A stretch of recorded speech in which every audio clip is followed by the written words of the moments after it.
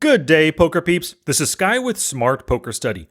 And in today's video, we're going to be hand reading a 3-better's range. So on the screen in front of you, all the tools necessary for a proper hand reading exercise. A hand that goes to Showdown from our database. Actually, this is a hand from one of my students who plays 16NL on PokerStars. We have Flopzilla Pro, the best hand reading software. Our 2 steps for hand reading right here. And of course, we have Poker's ultimate question. What are they doing this with?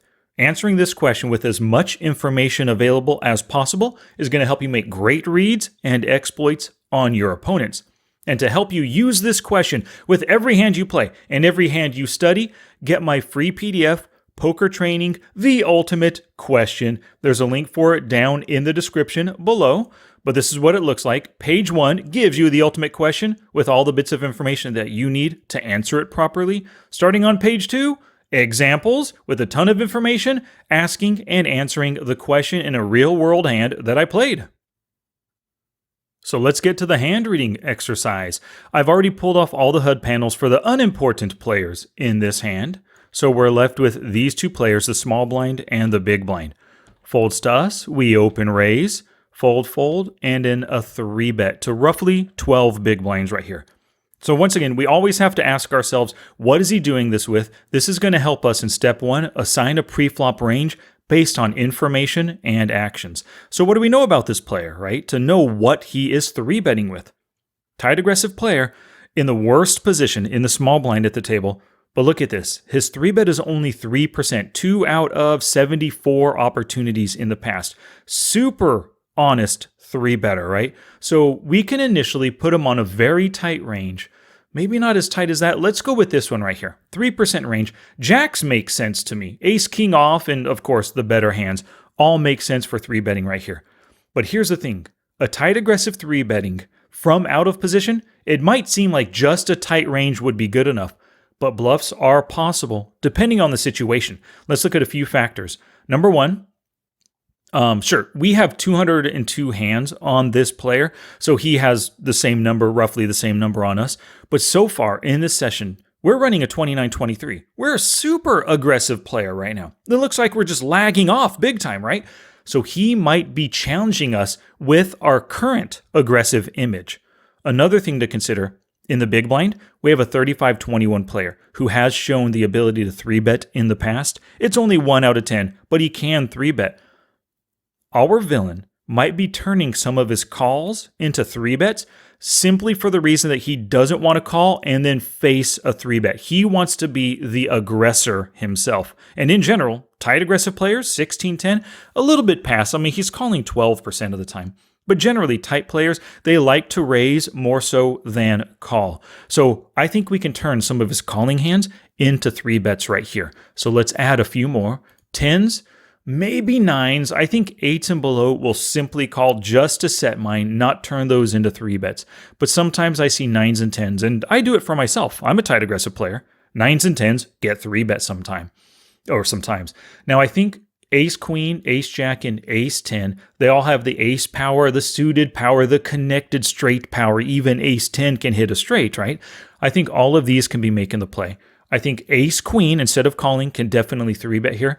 King Queen suited, Queen Jack, and Jack 10, and I have seen King Jack suited 3-bet in the past from tight aggressive players. I think a lot of those hands I just added, they would like to call. They would probably call if there were a different player over here. But to avoid his 3-bet, he would rather take it upon himself to be the 3-better.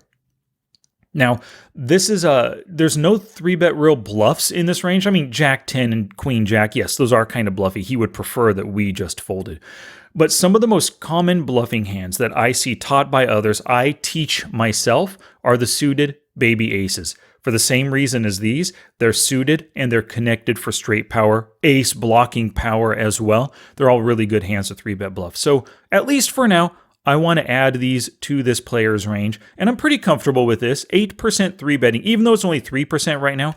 But I said, given the situation, the dynamics, the opponents he's up against, I think he can go a little bit wider, this one time at least. So the first thing we do before we see what his action is, let's just take a look at our equity. Well, Jack of diamonds, Jack of hearts. Oh, 56% right now. Against his 3-betting range, we're doing really good. Now, a tight aggressive player, if we 4-bet them, we're going to narrow that range big time. We're not going to be able to get too much post-flop value with our position, with our 4th best starting hand. So I love how this player folded, and then I love how my student decided to call. With position, 4th best starting hand. We get to keep a lot of weaker hands in his range. It could be go for value time on the flop. So let's get to the turn action here. King 3 Jack, the second nuts. We're loving this. One of the reasons why you call with jacks or any pocket pair is to hit that set.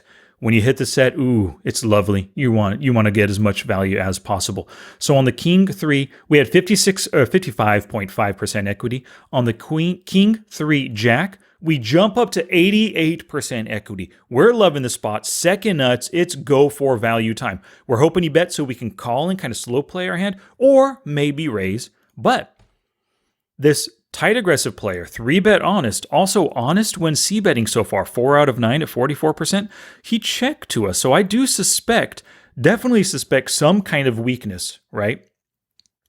What happens? Okay, so first, before we see my action, or not my, Hero's action over here, what does his check tell us? I think his check tells us that we can remove all of the strongest hands from his range. Just imagine if he had pocket aces right here, ace king, pocket kings, would he be checking? No, it's go for value time. You called his 3-bet preflop. You have pocket 10s, 9s, ace queen in your range. You have a couple of hearts, ace 5 of hearts, queen jack of hearts even. There's a lot of different heart hands in your range that have a draw. He doesn't want to check and let you check behind and see that free turn when he has a value hand. So truly, we can remove a ton of strong hands from his range. Straights aren't possible, obviously not yet. I don't think he has a set. I don't think he has 2-pair. If we highlight it, it's the king jack. He doesn't have 2-pair king jack right now. Over pairs, pocket aces, nope, he doesn't have those. Top pairs. Now, if we think about it, I really believe ace king would bet. But because you called, not you, Hero called his 3-bet preflop, he's going to put Hero on ace king. So I can see his own ace king betting, but if he has king queen, the weaker king, or king jack, well, king jack is 2-pair, I apologize, king queen, the weaker top pair hand, I don't think he's betting. So let's include top pair, but then we'll right click over here, remove the ace king from his checking range.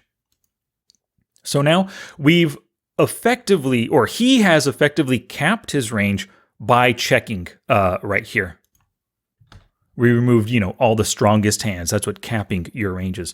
Hero bets half pot, and then we get a call. Awesome. What's he doing this with, right? We want to narrow that range by asking poker's ultimate question. What is he check calling half pot with on this board?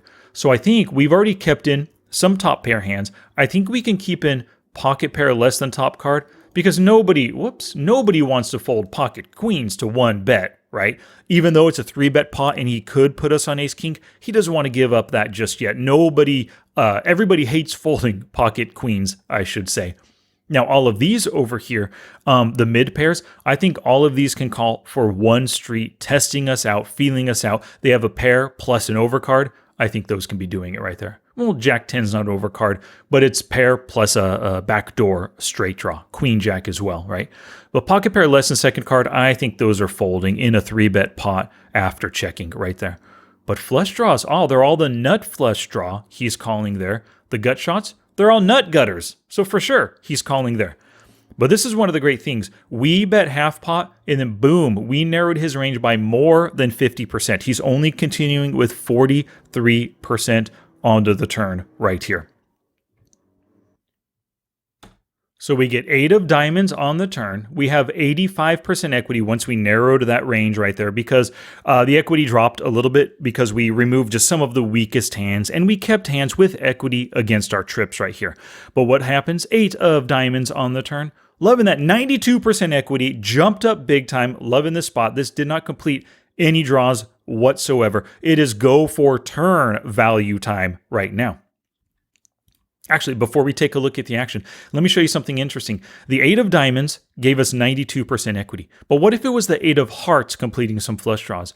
Not nearly as good, 80% equity. But we still have a great grasp on this hand. We're ahead of any top pairs, any weaker pairs that he had in his range at the time, and he could have caught up with a nut flush. But we have a set. On the river, we can hit an 8, a 3, a king for a full house, or a jack for quads as well, right? So things are actually looking pretty darn good for us right now. Let's see what the action is on the turn. How much does my student bet? Nothing. Oh, this is such a bummer. We talked about this when we did our one-on-one session together. This is go for value time. A crazy good spot that my student missed. So here is the mistake and the lesson learned, right? Get value while the getting's good. Non-scare cards continue for value. This did not complete any flush draws, didn't complete any straight draws. There's no reason to not bet. He called us on the king high. Eight's not going to scare him. Maybe an ace would, maybe a heart would, but not an 8. We missed out on at least a quarter pot, 12 big blinds, but I'm saying just make it half pot again. 24 big blinds we potentially missed out for value right now. So one of the things, remember, about checking, this is a good lesson too. Checking behind fails to narrow a range. So the fact that he checked, he could have been planning on check raising, check calling, or check folding. But all those start with the check, right? So literally on this 8, not 8 of hearts, 8 of diamonds, he has 100% of his range in right now. He's fully there with everything, right? So let's see what happens on the river now. The river gives us the king of clubs. On that king, great. We just now hit a full house hand. Here's the great thing about this river. We literally have 100% equity based on the way we've narrowed his range. All of our narrowing choices, his plays, the plays that we made, we know that we have a lock on this hand. It is go-to time for max value. So let's see the action of the hand. Oh, lovely. Our opponent donk bets 1/3 pot into us. Now, on the river, River King, the hearts didn't get there. No straight draws got there. Really, this is one of maybe 3 different things. First off, whenever I see small donk bets like this, I think of them as blocking bets. He's trying to set his own price right now to see showdown. That's number 1. Number 2, it's a super cheap attempt at a bluff. Maybe he had the ace-10 of hearts, missed the heart draw, missed the ace, missed the queen for the straight draw, missed it all. He's trying to make a really cheap bluff, getting us to fold. The third thing, it could be a value bet, suddenly hitting trips, which he does have trips. What is it here? King, queen, right? 2 different combos of king, queen suited. He could be making this bet with those, all 3 of them. Now, here's the thing. We have nothing to be scared of. We have 100% lock on the situation. So we have to think about what kind of value can he give us with our nut. Basically, a nut hand given his range. So my student goes a little bit less, like roughly 2 1/4 times his bet, give or take. And this is a perfect bet. I love it. He cannot fold a king right here. What else can he not fold? Let's actually take a look at this. He can't fold his 3 of a kind. It's going to be really hard for him at this point because we check that turn. It's going to be hard for him to fold his pocket pair less than top pair, the queens. Those mid pairs, man, they just might make a crying call at this point. That's a huge pot right now, 105 big blinds. Mathematically, to call the additional 23 big blinds, he only needs 18% equity. That means he only needs to win 18%, which is 1 out of 5. He might rationalize to himself, this guy could be bluffing 20% of the time. I've got to call with my weak pair. So I'm really thinking even those mid pairs might make a call right here. Although ace highs are just going to fold. But we've got to get value, right? So we made a good size raise right here. I think this is the final range that is calling us. And you can see it's not too many combos at all. If we hit tab on Flopzilla Pro, he started with 74 combos pre-flop. Once you remove a lot of cards, we're down to 11 combos right now. Let's see how accurate we are. He calls, and the river comes king, queen suited. Yes, that's in his range. We started him off pre-flop with it, kept it in through the streets. It wasn't a flush draw at any time, but I guess a backdoor straight draw, but he had that top pair on the flop right there. Loving how my student played this hand. And I love how narrow we got his range, starting with that 74 combos pre-flop to just 11. And that is the power of asking and answering poker's ultimate question over and over again and using as much information as possible in your answer. So I have an action step for you. I want you to find a 2-bet and then call 3-bet hand, just like this one, that went to showdown, so you can do a hand reading exercise and hand read the 3-better's range. And it doesn't matter to me if you choose an out of position 3-better or an in position, whatever, just find a great hand, went to showdown, do the hand reading exercise. Lastly, of course, don't forget to get my free PDF, the Poker Training, the Ultimate Question PDF, link in the description down below. And if you want to turn yourself into an expert hand reader, get the online poker hand reading workbook. Link in the description down below.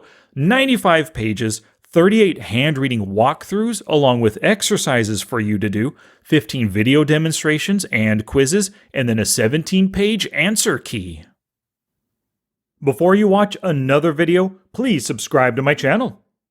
And until next time, take action both on and off the felt to become the player that you want to be.